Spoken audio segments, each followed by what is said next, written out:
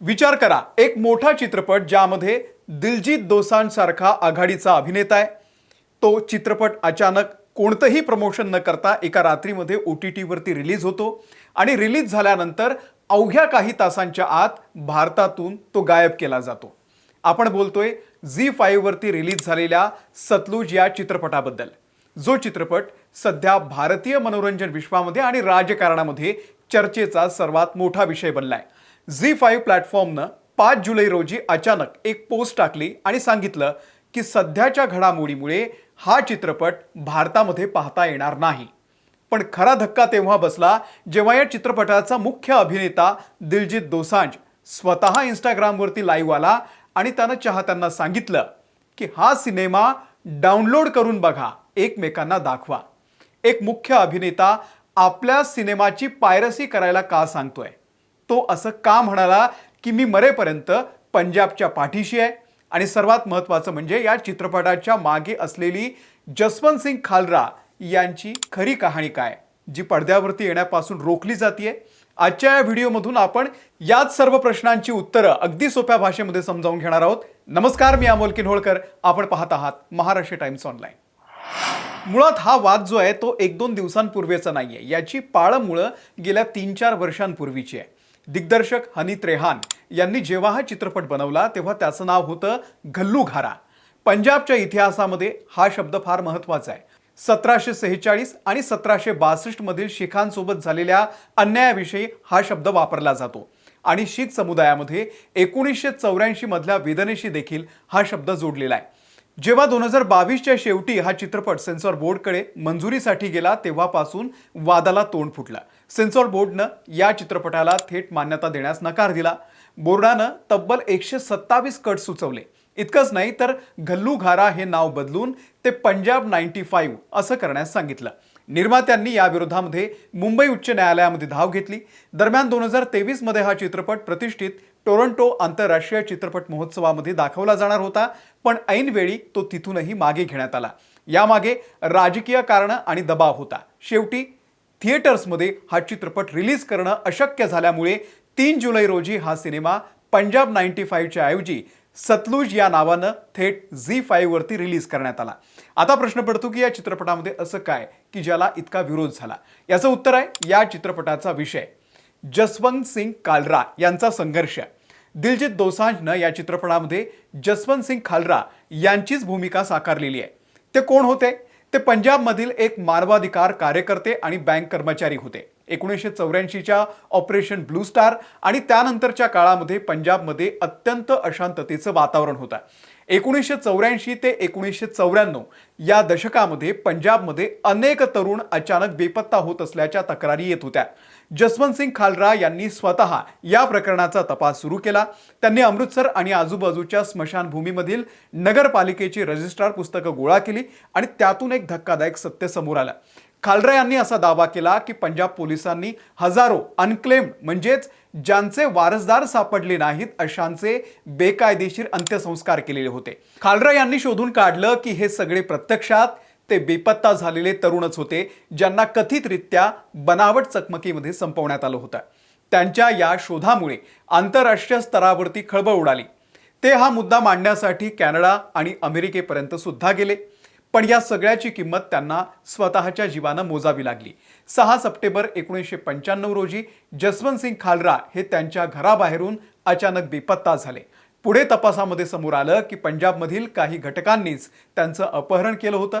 2005 मध्ये पंजाब पोलिसांच्या 4 कर्मचाऱ्यांना खालरा यांच्या अपहरण आणि त्यांना संपवल्या प्रकरणामध्ये दोषी ठरवून 7 वर्षांची शिक्षा झाली, ज्याचं नंतर उच्च न्यायालयानं जन्मठेपेमध्ये रूपांतर केलं।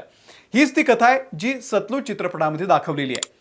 आता मुख्य मुद्दा, हा चित्रपट कोणताही गाजावाजा न करता, कोणताही ट्रेलर किंवा गाणी लॉन्च न करता अचानक 3 जुलैला झी5 वरती का आला? याचं कारण दिलजीतनं स्वतः स्पष्ट केलंय। मेकर्सना माहित होतं की जर या चित्रपटाचं जोरदार प्रमोशन केलं तर पुन्हा एकदा यावरती बंदी घालण्याची किंवा कायदेशीर कचाट्यामध्ये अडकवण्याची मागणी होईल। लो प्रोफाईल राहून चित्रपट थेट जनतेपर्यंत पोहोचवणं हाच एकमेव मार्ग यांच्याकडे उरला होता। पण रिलीज झाल्यानंतर अवघ्या 48 तासांमध्ये 5 जुलै रोजी झी5नं हा चित्रपट भारतामध्ये ब्लॉक केला। झी5नं आपल्या निवेदनामध्ये म्हटलंय की पुढील सूचनेपर्यंत सतलुज भारतामध्ये अनुपलब्ध असेल. तज्ज्ञांच्या मते चित्रपट रिलीज झाला होता ही बातमी वाऱ्यासारखी पसरली आणि यंत्रणांपर्यंत पोहोचली.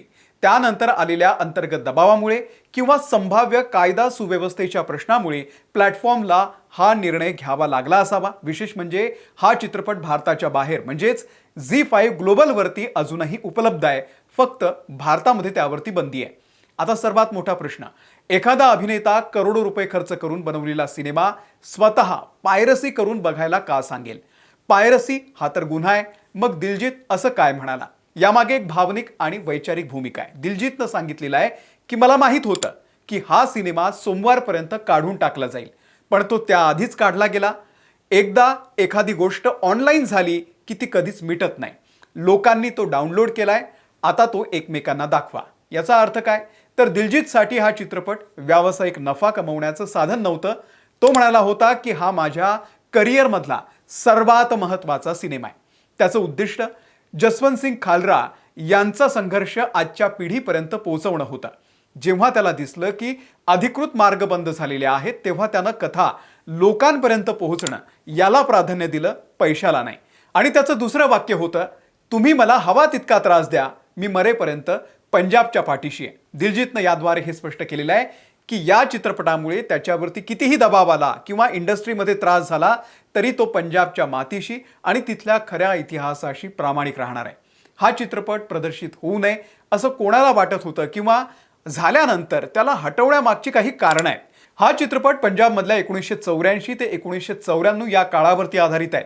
तो काळ पंजाबच्या इतिहासातील अत्यंत वेदनादायी आणि संवेदनशील काळ मानला जातो. या काळामध्ये ऑपरेशन ब्लू स्टार, तत्कालीन पंतप्रधान इंदिरा गांधी यांच्यासोबत झालेली घटना या सगळ्यांशी संबंधित आहे. हा इतिहास पडद्यावरती आल्यास जुन्या जखमा पुन्हा ताज्या होऊ शकतात आणि त्यातून सामाजिक शांतता बिघडू शकते अशी भीती यंत्रणांना असते. दुसरं आहे, पंजाब हे भारताचं एक अत्यंत महत्त्वाचं आणि सीमावर्ती राज्य आहे. तिथली राजकीय आणि सामाजिक परिस्थिती नेहमीच संवेदनशील असते. अशा वेळी इतिहासातील एखाद्या वादग्रस्त किंवा भावनिक मुद्द्यावरून राज्यामध्ये कायदा सुव्यवस्थेचा प्रश्न निर्माण होऊ नये हा यामागचा प्रमुख सामाजिक राजकीय उद्देश असतो. आणि तिसरं कारण आहे, जसवंत सिंग खालरा यांची कथा ही सुरक्षा यंत्रणांच्या काळ्या बाजूवरती प्रकाश टाकणारी आहे. सुरक्षा दलांचं नीतिधैर्य टिकून ठेवणं आणि यंत्रणेची डागाळलेली प्रतिमा समोर न येणं या विचारातून काही घटकांना ही कथा दाबलेली राहणं अधिक सोयीचं वाटतंय.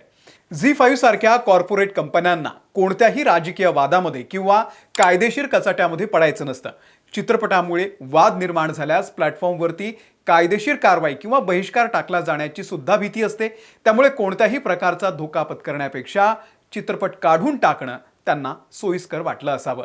सतलुज चित्रपटाचा हा संपूर्ण वाद केवळ एका चित्रपटावरती बंदी घालण्याचा नाहीये, तर हा वाद आहे अभिव्यक्ती स्वातंत्र्याचा, इतिहासाच्या सत्य बाजूचा आणि कलाकारांच्या धाडसाचा.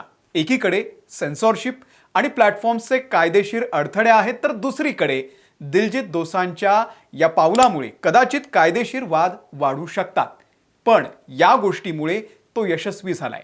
आज भारताचा तरुण सोशल मीडिया आणि प्रत्येक घरामधून जसवंत सिंग खालरा हे नाव पुन्हा एकदा चर्चिलं जात आहे.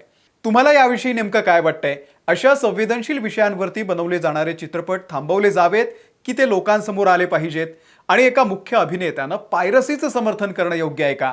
तुमच्या प्रतिक्रिया आम्हाला कमेंट बॉक्समध्ये नक्की कळवा. व्हिडिओ आवडला असेल लाईक करा, शेअर करा आणि आमच्या महाराष्ट्र टाइम्सच्या YouTube चॅनलला सबस्क्राईब करा. धन्यवाद.